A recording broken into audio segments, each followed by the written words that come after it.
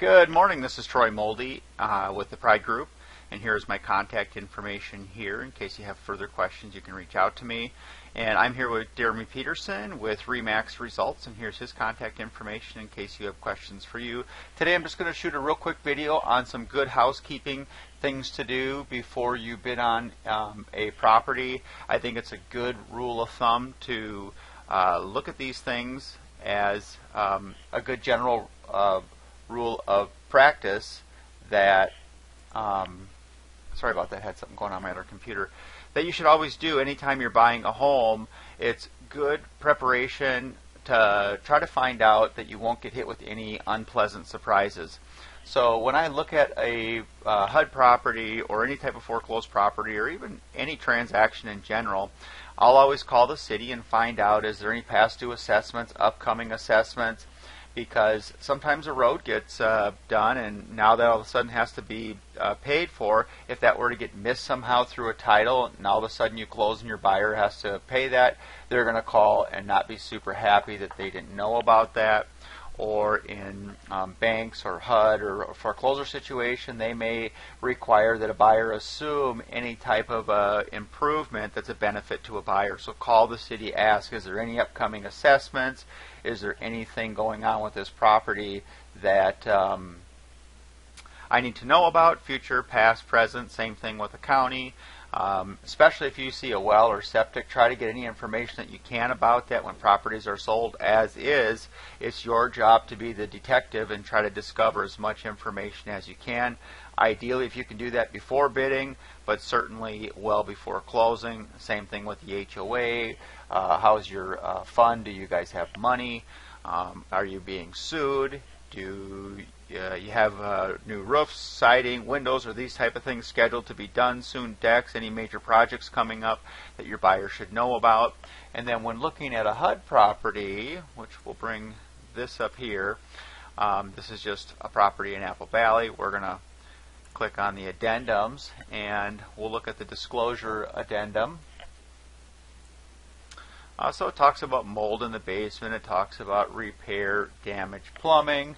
I'm also going to look at the, well, here I'll show you where it's at, the property condition report, which is here. I'm going to open that up and I'm going to go through and see what's going on here. It says that, where was the plumbing? Plumbing that did not hold pressure. So when we talk to our lender, which is the next thing on our event, whoops, that's not the one, there we go, that when we look at the repair disclosure and the property condition report, we're going to talk to our lender and we're going to say, hey, this is not holding, the plumbing isn't working, there's some mold in this property. Is that going to affect the type of financing that I'm using? And it might. Banks are basically saying most of the time is, we will give you a loan, but the home must meet minimal property conditions in order for us to give you that loan. One of them most of the time is plumbing, most of the time it's a working furnace. And so if you are not taking into consideration that the type of loan that you're using must have certain elements, you're going to get somewhere down the road and realize that you wasted a lot of money and time on a program that's just not going to work for you. Now there is rehab type loans, FHA 203B, and even conventional rehab. So by having this conversation with your lender, you can solve these problems well in advance, and then it's not an issue. Everybody knows about what's going to be expected of them. You can talk about the program, how that would work in this case. You know, they're just plumbing. How would that work if you wanted to purchase that under the financing that you're wanting to use? How does that work for interest rates? Does it change anything? Those are all the conversations you want to have ideally before bidding on a property, and if not, at least really early on in the process. I always advise getting a home inspection. But investors will not get their money back. I have not seen that, even in extreme cases where maybe they certainly had an argument for it. We'll just say that.